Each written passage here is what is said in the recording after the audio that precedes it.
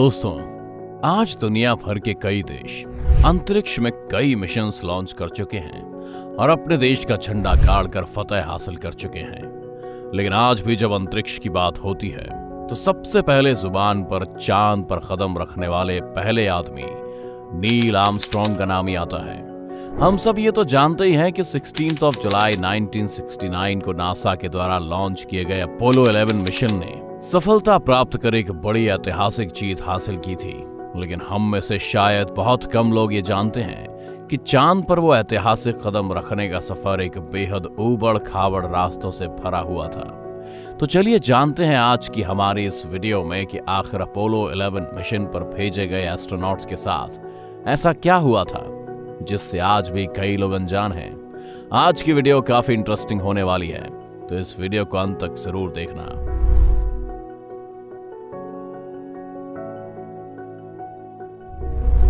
20 जुलाई 1969, 52 साल पहले इसी दिन इंसान ने चांद पर अपना पहला कदम रख के इतिहास बनाया था और भविष्य में अंतरिक्ष तक पहुंच की संभावनाओं के दरवाजे खोल दिए थे। नासा द्वारा लॉन्च किया गया अपोलो 11 21 घंटे 31 मिनट तक चांद की सतह पर रहा और 24 जुलाई 1969 को वापस धरती पर लौट आया। हम में से ज्यादातर लोग सिर्फ इसी कहानी के बारे में जानते हैं, लेकिन दोस्तों, जैसा कि हमने कहा कि चांद पर गए 3 astronauts Neil Armstrong, Edwin buzz Aldrin और माइकल कॉलिंस के साथ कुछ ऐसा हुआ था जिसके बारे में बहुत कम लोग जानते हैं। इस हादसे के बारे में जानने से पहले आइए घड़ी की सुई को पीछे करते हैं और चलते हैं 16 जुलाई 1969 के नासा के ऑफिस में, जहां सभी की धड़कन तेजी से धड़क रही थी क्योंकि कुछ ही समय में अपोलो 11 पृथ्वी को छोड़कर अंतरिक्ष की तरफ जाने वाला था।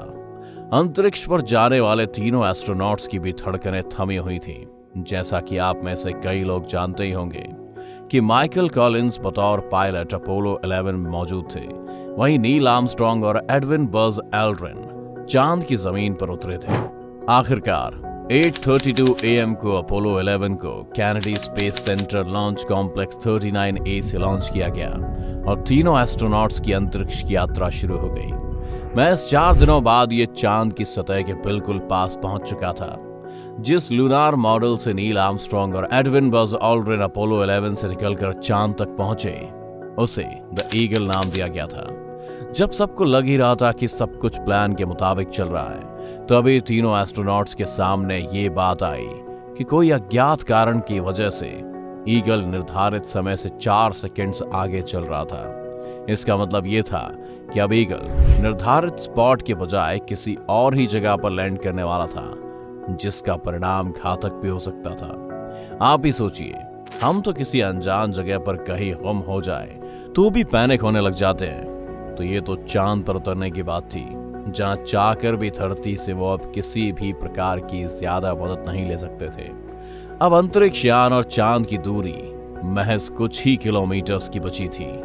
अभी तो इन तीनों एस्ट्रोनॉट्स के डर के मारे पसीने छूट ही रहे थे कि अचानक एक और मुसीबत ने दस्तक दे दी। दरअसल अपोलो गाइडेंस कंप्यूटर, जो कि बहुत ही ज्यादा अहम था, उसने अचानक एरर कोड 1202 डिस्प्ले किया। अब ये एरर कोड क्या था और क्या हुआ था, इसकी जानकारी किसी भी एस्ट्रोनॉट्स को नहीं थी। ऐसे में नील आर्मस्ट्रॉन्ग ने तुरंत इसकी जानकारी धरती पर दी, लेकिन उन्हें कहा गया कि वो एरर कोड नजरअंदाज कर अपने मिशन में आगे बढ़े।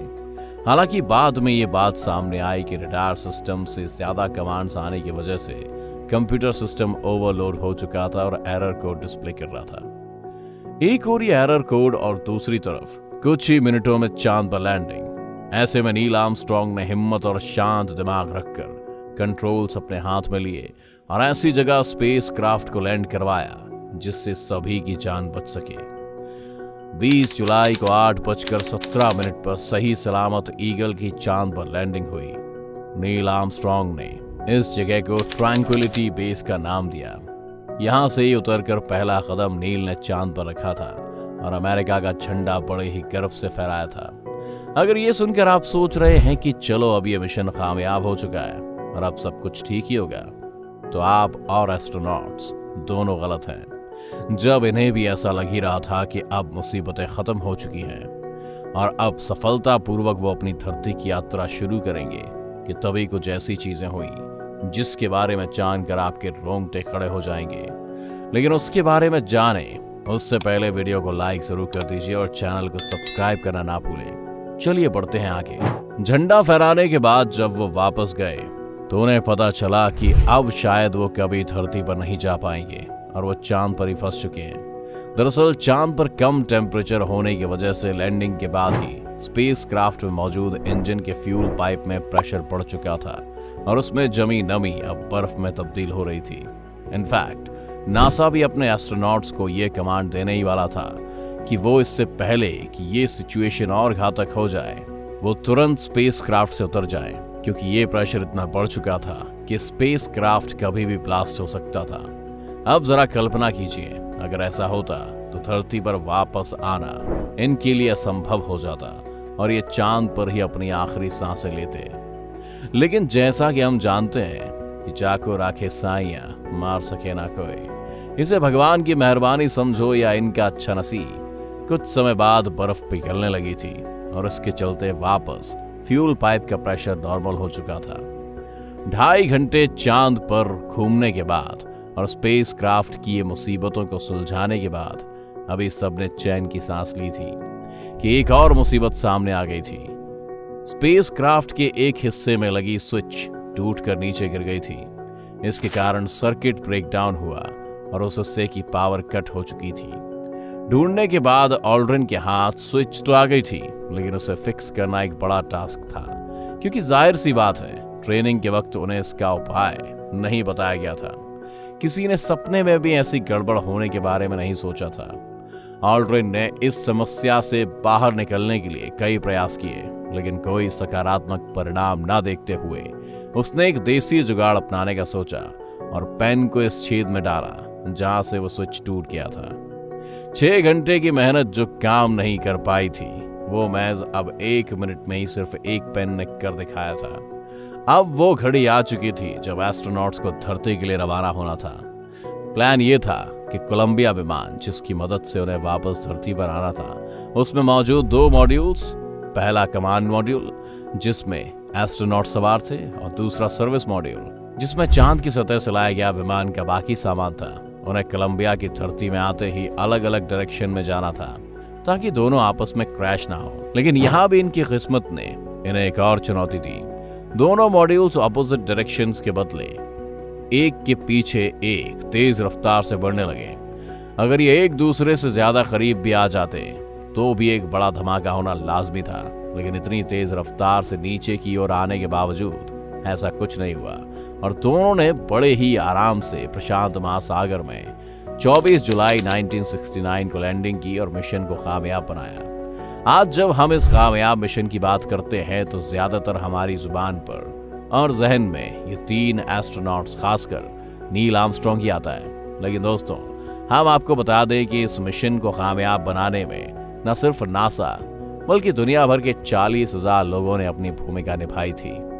जहां एक ओर हमें अपोलो 11 के सक्सेसफुल मिशन की कहानियां इंटरनेट पर देखने को मिलती हैं और इनकी ये मुसीबतों का सफर सुनने मिलता है, वहीं कई ऐसी स्टोरीज भी मौजूद हैं जो मून लैंडिंग को फेक बताती हैं। अगर आप चाहते हैं हम उस पर भी एक और वीडियो लेकर हाजिर हों तो इस वीडियो को ज्यादा से ज्यादा लाइक करें, इसे सपोर्ट करें। साथ ही हमारे चैनल द मिस्टिकल एंड को सब्सक्राइब कर नोटिफिकेशन बटन ऑन कर लीजिए ताकि आप हमारी आने वाली हर वीडियो का लुत्फ उठा सकें।